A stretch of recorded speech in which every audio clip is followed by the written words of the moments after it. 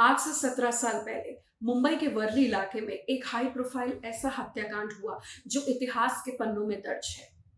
BJP के कद्दावर नेता, रणनीतिकार, संकट मोचक, ट्रबल शूटर बीजेपी के लक्ष्मण प्रमोद महाजन की गोली मारकर हत्या कर दी गई। गोलियों से भूना उनके अपने भाई प्रवीण महाजन ने। अपने भाई को गोलियों से भूनने के बाद खुद जाकर सरेंडर कर दिया।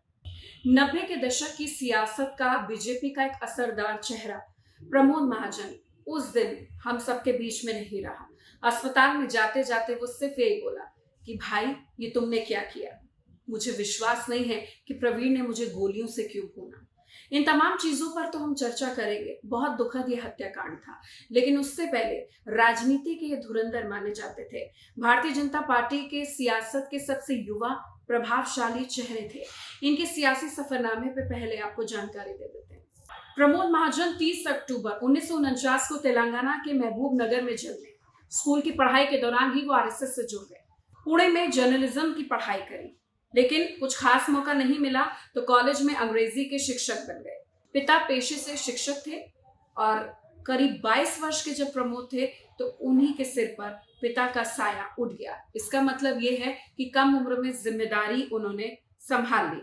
प्रमोद को शुरू से ही राजनीति में दिलचस्पी थी। शायद यही कारण है कि साल 1974 में उन्हें संघ प्रचारक बनाया गया। 1986 में भारतीय जनता युवा मोर्चा के अध्यक्ष बने।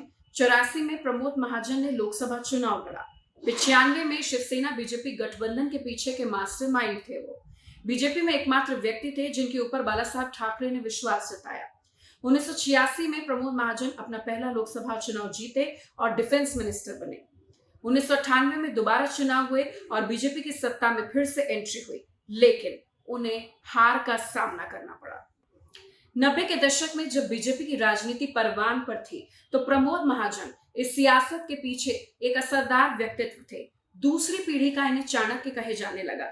पर्दे के सामने भी जो होते थे और पर्दे के पीछे भी मुस्कुराते चेहरे के साथ जनता से खास तरीके से संवाद जो वो करते थे, वो उनका स्टाइल था।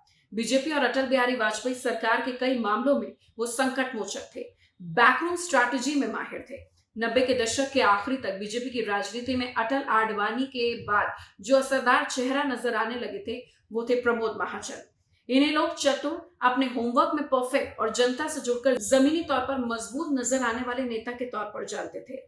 इनका असर पार्टी, संगठन, सरकार तीनों पर था। आज प्रवीण महाजन ने जो अपने भाई की हत्या की, उसके बाद तो सरेंडर करा, आजीवन कारावास हुई, लेकिन फिर प्रवीण महाजन की भी ब्रेन हैमरेज के कारण मृत्यु हो गई। लेकिन आज प्रमोद महाजन जिंदा होते तो राजनीति हो जाए या गठबंधन हो जाए या बीजेपी संगठन के तौर पर भी हो, उसका रूप, कलेवर और सियासी चेहरा कुछ भिन्न होता। वो प्रमोद महाजन के स्टाइल पर होता। एक ऐसा शख्स जो सिर्फ संकट मोचन, तारनहार और इसके साथ साथ बीजेपी का लक्ष्मण कहलाने लग गया था। आज उनकी डेथ एनिवर्सरी है और प्रमोद महाजन को याद किया जा रहा है, लेकिन एक टीस है कि आज वो जिंदा होते। काश वो ऐसा ना बोल पाते कि भाई प्रवीण, तूने ये क्या किया, तूने मुझे क्यों गोलियां मारी।